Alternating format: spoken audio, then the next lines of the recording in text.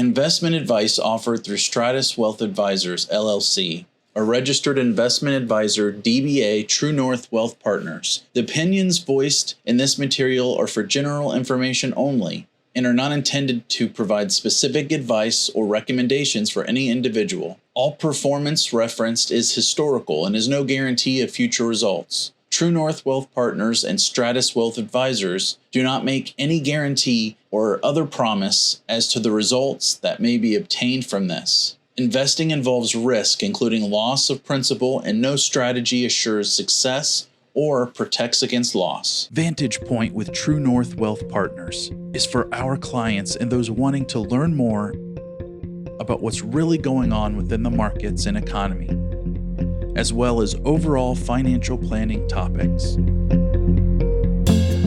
Hey everybody, welcome to Vantage Point with True North Wealth Partners, May 18th. May 2022 and episode 23, the big 2-3, Michael Jordan episode. Yeah. Nice. That's good. Hope everyone's doing well. I'm Andy. Eric Susie. All righty.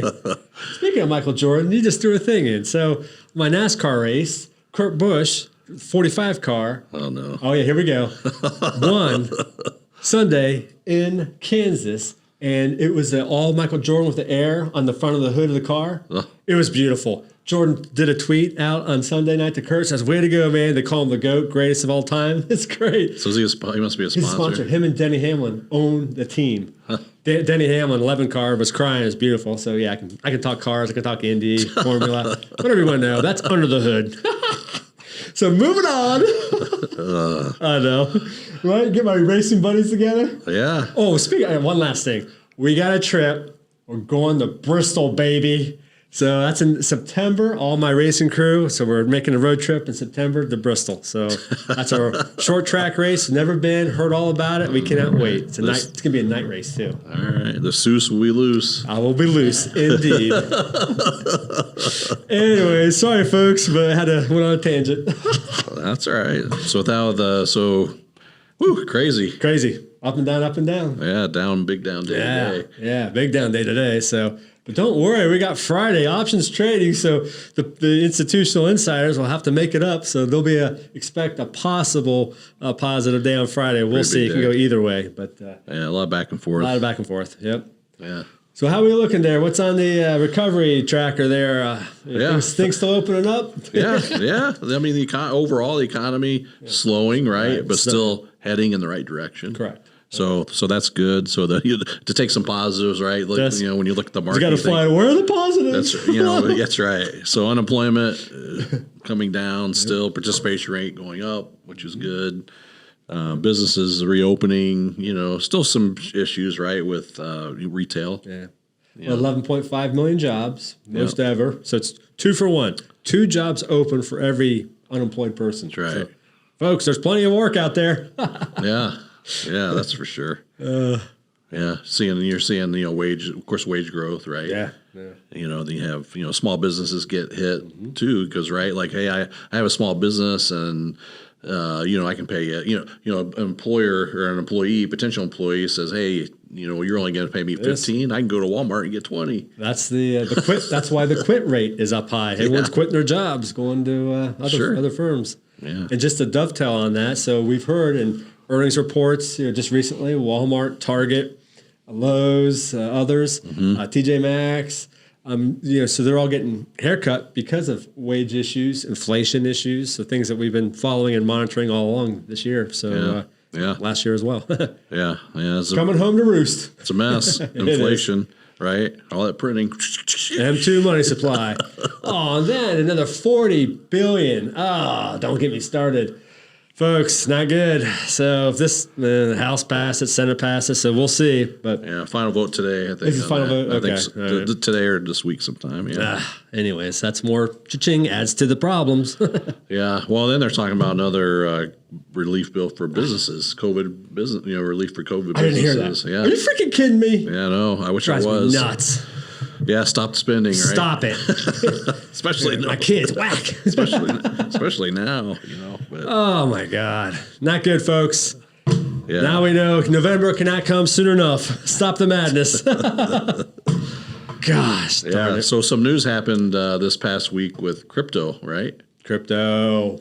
Dude, Toss, let's hear it. Yeah, so Roll it we get, out. so we get, obviously the last couple years maybe with there's been a lot of media, a lot of inquiries maybe about cryptocurrencies, which there's a lot of them and they're kind of all over Wild, the place. Wild West. Yeah. That's what we've been saying for a year and 2 years or so, right? Yeah, exactly. Yeah, so our take has been, let's just wait. Let's be patient, see how this plays out, right? Let's see what the SEC does, Correct. see what happens. Well, last week, Luna coin, which is what they call a stable coin, which my understanding is it's kind of the equivalent of like a money market account. So Dollar for dollar. Yeah, so if you're trading crypto, you might, I want to get out of Bitcoin, but I want to stay in crypto, so I'm going to put it in a stable coin where it's quote unquote safe or safer, and it goes to zero. Yeah, so I had if I had $200,000 in that Luna stable coin today, I have nothing. Or I don't know if it's come back a little bit, but Yeah, that's not good. And speaking with the dovetailing that, so I think there was an article last week I read, and I think it was in the Dispatch, talking about how Fidelity is wanting or allowing up to 20% of a 401k's retirement account could be put into cryptocurrencies. sure. Not. Yeah, It's like, that's not what you do, folks. a lot. I could see like, hey, I got $100. sliver. I got a few $100. Hey, if it goes to zero, Right. I'm not, yeah, that's fine. Correct. That's but yeah, when you're talking 20% of your 401k, your retirement funds? No. yeah, I can't. Yeah, well, we'll see what happens. Yeah, we'll see. All right. Well, I hear you. Let's see what else. There's a lot to talk about. Yeah, well, we got a lot on the talking here. Yeah, I'll just keep going. Yeah. So with the with the decline in the market, right? Yeah, let's talk about. Yep. Okay, Andy. So what's the pullback versus correction? Yeah. So we're what? 5, 10? So what's the normal? How many pullbacks on a 12-month on average? Pullbacks on average about 4.6 pullbacks. That means 5% drawdown on the S&P 500. Okay. 4.56 times a year. Yeah. And where are we now? 5. We're at 5. We're at 5. Jeez. Yeah. So we made that call, folks, earlier in the year, end of December, saying we're going to have more than the average, and we're already there. And the year's not even out. There's more to come. Yeah. Unfortunately. It's the environment we're in. Yeah. So Capital Group came out with they have a nice chart. Mm-hmm. It just talks about, put the declines in perspective, right? Because we've had a good run up the last 12 years or so. So it's easy to forget the markets drop.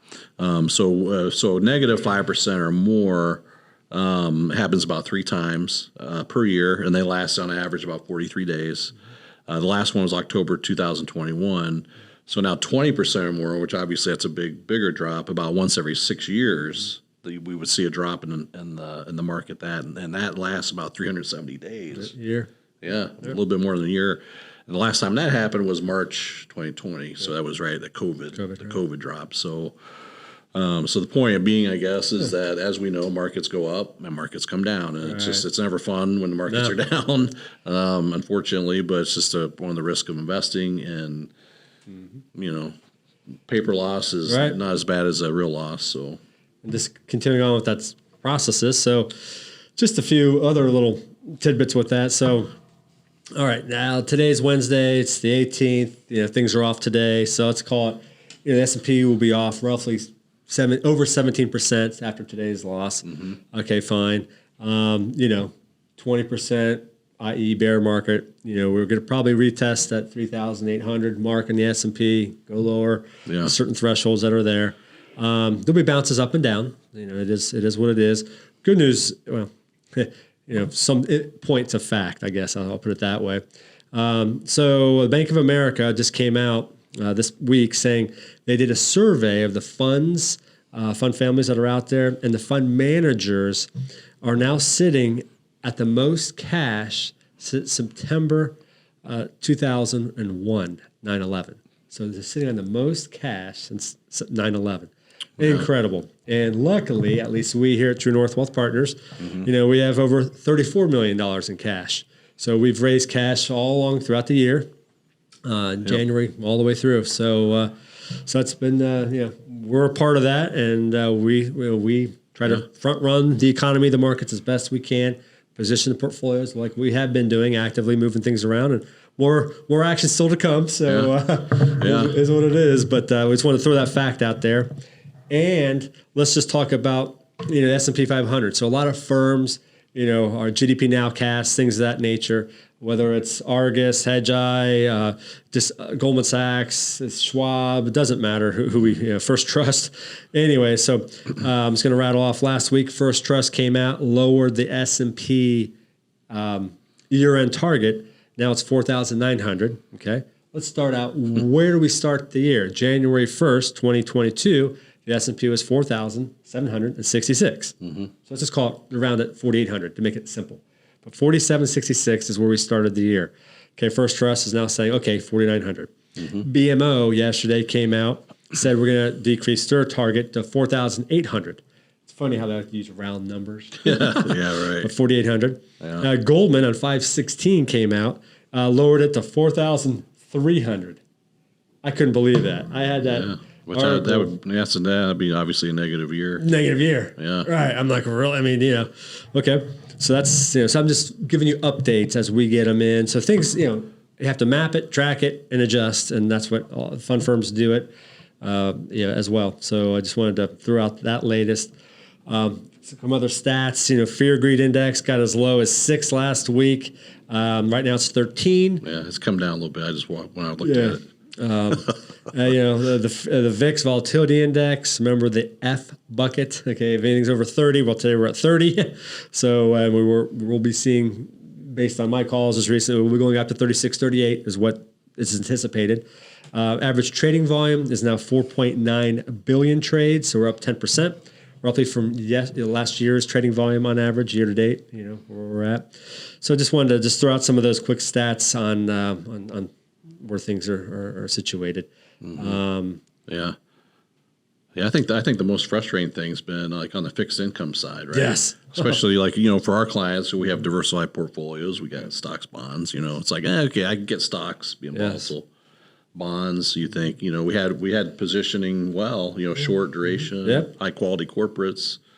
Down 8-9% on some of these corporate bond funds, but the good, like the merger arbitrage, the standpoint, some of these alternative investments have, I think, been helpful. Yes, that's been the alternative that we have used for bonds and other things. So, those are up. The merger arbitrage fund up. It's called just 0.17 year to date through yesterday's close. Yep. The standpoint is up 7.95 through yesterday's close, year to date through yesterday.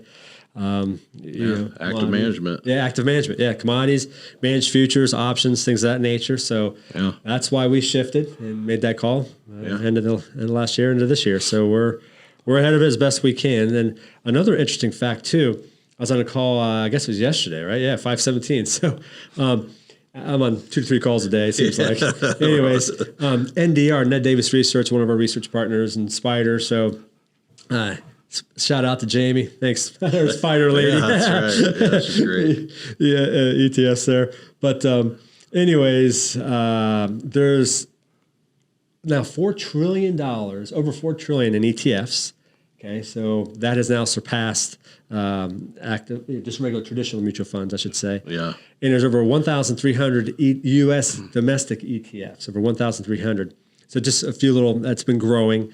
That's why you've seen the shift of more active fund managers, index, and ETFs in general of what we like to use within your portfolio. It's more tax efficient, more cost effective as well. Sure. And and as of 2020, passive is now greater than active as far as in funds. Okay, there's more passive greater than active, but passive funds are often used to make active bets. So there's those little sector bets. So again, there could be a EV fund or whatever. So, sure. But they're trying to get a little sliver. A little sliver, of the sleeve of a portfolio for an asset allocation. Sure. Diversifying. And we've talked about this for years, but algos, all the bots trading, which is why now, you see these big swings. That's exactly right. So they mentioned it in their call yesterday. So I'm going to reiterate it because we've been saying this for years now. Algos and passive investing does equate to more market volatility in both directions, both higher and lower. Sure. So the old saying, what you and I, we've always said, it's staircase up for the stock market and elevator down. That's how it works in the markets. And I'm just reiterating that coming from a call I was on yesterday. So it's always refreshing to hear it because people forget. So Sure. I'm just putting that top of mind. So we hear you folks. We feel your pain. Again, we're losing a lot less. Like we've said, alpha. We are creating alpha means lose less, in bad times and gain more in good times. So that's the year for this year. Maybe that called back in December, and we're holding to it and doing well. So I know it's not fun, but just hang in there, and we'll continue to navigate through all this. That's right. Yep. Anything else on your stack? I mean, nothing. I mean, just the markets. I mean, the positives, right? Some insider sentiment is looking decent. Yes, is good. Let's see. What about I read this morning healthcare. Yeah.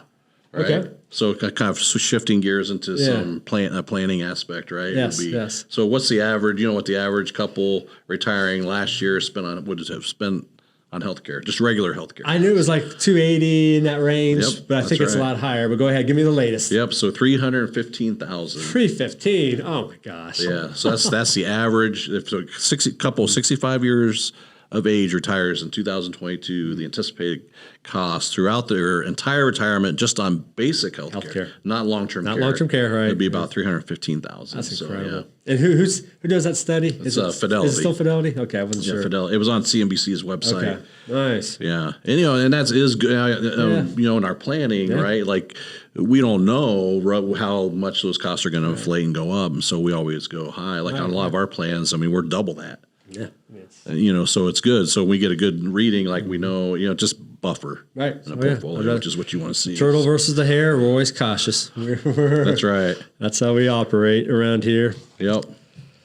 Oh, that's a good fact. Yeah. So I guess maybe just get into some just raw stats. Let's talk about the Fed, top of mind. So earnings call. This came out from who published this? This was FactSet. Yeah, thank you. FactSet. Well, I got so many. This came out May 13th from FactSet. So 85% of S&P companies are citing inflation on their Q1 earnings calls. Although it should be 100%, but anyways, just another little point there. Fed Pow. So has came out on yesterday. He spoke, right? Mm-hmm. Reiterated, hey, we're going to fight inflation. We're going to raise rates another 50 basis points again, reiterating for next month in the June meeting and July meeting. So 50-50 is on the table. There's word of 75, who knows, but 50-50 is what we anticipate. Mm-hmm. So what have we been saying? I don't know. So if they do the 50-50, that could be the market that would push the spread, the credit spreads, and they're trying to control the front end of the yield curve, the short end, the 2-year and under. Mm-hmm. Okay, the market controls the longer end, the 5, 7, 10-year. That the market controls that. So they're trying to raise rates on the short end. Okay, I get it, to cool the economy. That's the whole purpose about this, which they're a year or two late, plus the money to supply printing, plus weak leadership and bad policies is all add to why we're in this right now. So with that being said, again, we could already be in a recession. We're not saying that, but there's a lot of talk now. First Trust, Brian Westbury saying not, he doesn't anticipate, this year, maybe next year, whatever. Yeah. We'll see. Time will tell, but there's a lot of signs that are out there. GDP growth rates are already being lowered. This came from the second quarter of 2022, again published on May 13th. Survey of professional forecasters. The outlook for the U.S. economy looks weaker now than it did 3 months ago, according to 34 forecasters surveyed by the Federal Reserve Bank of Philadelphia. So these forecasters get together and they tweak it all up. The upshot's this: everything's going lower. They're bringing GDP forecast lower. This just came out today. You've heard me talk about this from the Federal Reserve Bank of Atlanta. Again, on 5/18 came out. GDP was on May 9th, 1.8% forecasted. Now it's 2.4. They went up, okay? But the point is there was higher ones in between that. So the upside still growing, turning lower. Last quarter, Q1 was negative 1.4. Sure. So folks, a technical definition of recession, if 2 quarters back to back of negative GDP growth rate. Sure. Okay, so let's hope we don't get that. But, things are definitely tightening up, and we're seeing that on earnings calls. People are missing. The CFOs are saying, hey, citing wage inflation costs, inflation costs, just maybe bad overall planning in general. Sure. Commodity prices, we have charts on that, but with corn, over 800 a bushel, wheat, all-time high. This is on 5/17, came out after a massive run-up in wheat prices following Russia's invasion of Ukraine, yes. However, India has now halted wheat exports this weekend, meaning this past weekend, addressing domestic supply concerns. So, again, China, India, 2 most populated countries in the world. Okay, well, they want to hoard and keep the wheat in. Supply and demand, right? Yeah, they're not exporting. Right. Supply goes down. Demand's still there. And prices go up. Yep. So that's the chart of wheat, straight up. Not good. So, again, there's inputs costs. Good news on used car prices. Finally. It's been coming down, another 9% down. So still high, but still high, right? But so there's parts that are coming down, parts are still elevated. CPI. Yeah, bacon's still $10. Oh my God. I'm like, what? Dude, I'm a big cereal eater growing up, and still am today. But man, box of cereal. So it's a 16-ounce cereal, Raisin Bran. Can't believe it. Almost $4.90 or whatever. Yeah. Ridiculous. That's for a 16-ouncer. 24-ounce cereal boxes are well over $5. I mean, cereal when I was growing up, $1.90, $2.50 at in that range. It's just a lot more. It's just crazy, cereal costs there. Yeah, and to get to the store it might cost you a little bit more too, right? The average, they're saying that CNBC today, again, said $5,000 the average expenditure for the whole year on gas, which I think it's probably more than that. But. Yeah, I hear you. But $4.50, right? Right across the street, gas price, $4.50 for regular gas here in our neck of the woods. When change of leadership occurred, let's just say it was $1.80 at the same gas station. So $1.80, it's now $4.50. Woo! Yeah, we can start biking to work. Yeah, we can do a tandem bike. And you wonder why. They can pick me up. Oh man, that's for sure. Crazy. I guess maybe go through some charts, just rattle through a few charts. Sure. Yep. So, sorry, folks. I'll try to. I know it's a little in the weeds, a little in depth here today, a little longer than normal, but let's just bust through it. So, the good news about this, as the markets come down, the price to earnings ratio, folks, right now it's 18.3. And if come down, this is even lower because the markets are coming down today as well. So, again, the historical average is 15.5. So where is the bottom? Sure. We're getting closer. So the cash we're sitting on, there'll be some movement coming on in the next month or two as the Fed raises rates. Sure. That will be the point, is what we've been talking behind the scenes. So we're getting closer. So that's just that. Stock market volatility. So the VIX, remember, it's what the volatility of CBOT, what that institution's looking out, traders looking out 30 days into the future. So right now today hit 30, okay, over the F bucket, but you can see here up and down, up and down. So more volatility coming. Again, the average is 18.3. Stock market pullbacks, we hit that. Okay, so the average going back 1980s, 4.6 times a year. You have a 5% pullback. Right now, you'll see 5 times already, and a year's not out. Interest rates, 2-year, 10-year. Okay, we talked about the inversion. It did invert. So the 2-year inverted with the 10-year for 3 days only. It's not long enough to count, but we are monitoring that. So the 2-year, 10-year there, you can see how it's gotten close. But that's just a chart just showing how the dramatic spike up, especially on the 2-year. Straight up. Yeah, that's crazy. It is. That's since the beginning of the year. Mortgage rates, we talked about that. Again, 5.3. You see the average since 1990 is 6%. So it's still relatively speaking, okay. But all rate of change, rate of change. So when you had a rate that was in the 2.5 for 30-year fixed, and now you're looking at 5.3 for 30-year fixed. Oof. So sure, there's parts of the housing, the builder's confidence lowest. It's been like 3 months in a row straight down. Yeah. So yeah, Columbus is weird though. We're a unique market. It's still hot. But yeah, I hear you. Very unique. So Bond market, we're talking about the volatility, the MOVE index. So that's like the VIX on the equity side. The MOVE is for the bond side. So you can see it's still elevated. 120 is the latest readings. But as that widens and spreads, the OAS spreads, not good. So that's a leading indicator. And I have other charts that show that. But we're monitoring it. So if it blows out, high yield's already starting to blow out, and that's not good. So it's a precursor to a recession. Federal funds rate, again, 0.75 is the current rate. Yes, you can see how they want to increase. As they go up, great, but then you see the stair steps up, elevator down. So they're going to be reverse thrusters probably by the end of the year. We've been talking about that for two. Well, if no one buys the treasuries, the government has to, right? Yeah. And then speaking of that, bring up a good point. So the unwind, okay, well, here they're letting it roll off starting in June. So here we go, next month. That's going to add more pressure to the interest rates going higher as well. With them not actually raising rates, more than 50 bips is what they're supposed to do. Yeah. The rates will also increase because of the supplies are letting it roll off. So that adds more supply and demand side there. And the federal dot plot, and these are all the Fed members. These are all voting dots. So every dot you see is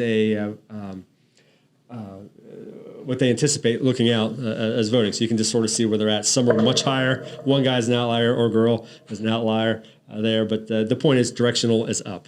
They're going to overshoot on both high and low. And no, there won't be a soft landing. So I'm sorry. We've been saying that for a while.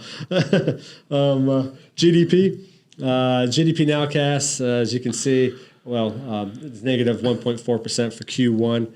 We'll see where it ends up for Q2. Again, should be positive for Q2, even on Hedge Eye they're saying positive. But again, the rate of change is slowing, which is what we're part of.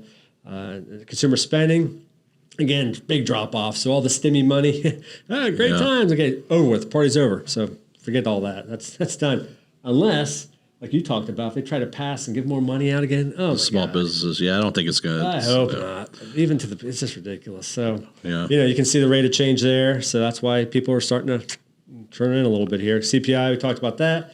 8.5 was the high. 8.3 was last month. That's the CPI index. So that's different. This is what the headline news is versus the PCE inflation, PCE inflator. The PCA is the official measure of the inflation for the Federal Reserve. Historically, it's been slightly lower than the CPI, but that's what they try to target. They want to get it from 6.6 down to 2. So you can see it straight up. And again, things are curling over, so we don't see another 8.5% print or what have you for 2022. It will be, now I'm saying, I was saying in the 6 range, it's going to be a high 7 range for the whole year of 2022. But hopefully the high has been put in as far as overall inflation. Oil and the dollar, you can see we talk about strong dollar, up about 7-8% year to date. So with the strong dollar, you have that, but in addition to oil prices, oil price on the left, okay, it's in the 108 range. You can see it correlates on the left side, dollars on the right. But the dollar just took off. So flight to safety, oil took off. So it's just interesting. The dollar and oil, we track all that. Personal savings rate down again, 6.2. The average is 6.8. So people are blowing through their savings. And then commodities, talk about that. Lumber price has come down sharply. Corn still going up. Oil, in that trading range there. Copper as well. So I just wanted to rattle off a few of those that we follow, monitor as well. And thanks for putting up with all that, folks. Let's get on the tips of the month. I know it's a whirlwind there. So tips of the month. It's a lot going on there. We talked about the government. I-bonds. Yep. I-bonds. Oh, my gosh. So, folks, you want to go through a little bit of that? But, I-bonds, you go online, direct. It's treasurydirect.gov. So those of you who want to get it, that's how you get it, treasurydirect.gov. Yeah, so that'd be like someone's got, hey, I got some cash. My, bank's paying me nothing, even as rates are going up. Right, they're still not going to. So you can go to treasurydirect.gov. You can put in the $10,000 per person. So per year. So married spouse, you could each have your own account, but you have to, if you keep it for 5 years, you can you can get out of it without a penalty. But if you happen to, I just want to hold it for 12 months, 15 months, whatever.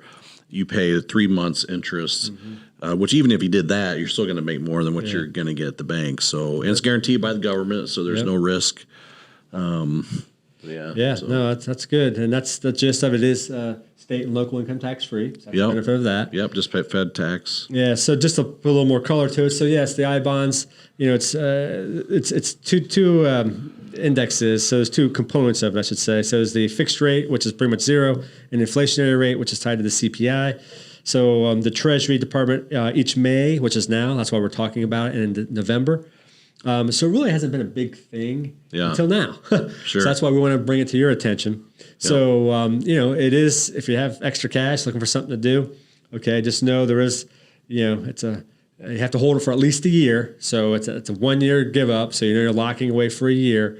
But then after that, yes, there's, you give up to 3 months of interest thereafter. And you can do it all on the website. Yeah, it's all on the website. It's all like ACH or whatever, the transfers and all that. So. And then they the government resets it every May and November. So, right now it's 9.62 is what the rate, but let's say it's, 8.5 in November. So, okay, that's the new rate term for that period, for that tranche. So, just resets every 6 months, wherever the ongoing rate is. So, so I wanted to throw that out for the tips of the month. Guess we'll end it there. We got Jack's course coming up, Murfield Village. All right, folks, get up there. That's right. Yeah, so looking forward to that.